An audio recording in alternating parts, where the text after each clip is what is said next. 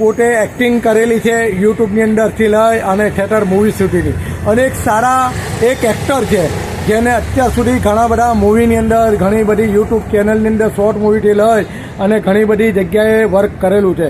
તો તમે બરોડાની અંદર એ રહે છે મુકેશભાઈ ગઢવી, તો સુરતની અંદર આજે મારી સાથે સવારથી છે, અને મને આજે ખુશીનો એ આનંદ છે કે ભાઈ આજે સવારથી હું એમની સાથે ફરું છું.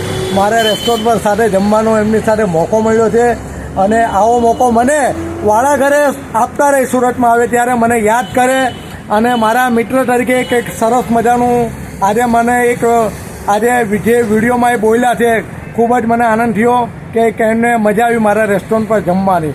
તો એમનો હું ખૂબ ખૂબ આભાર વ્યક્ત કરું છું મુકેશભાઈનો, કે આવી રીતે તમે અમારા સુરતના મહેમાન બનતા રહો, અમારે ત્યાં જમતા રહો. સુરત સોનાની મૂરત છે, એટલે કે સુરતનું નામ આખા વિશ્વ લેવલે છે જમવાની અંદર.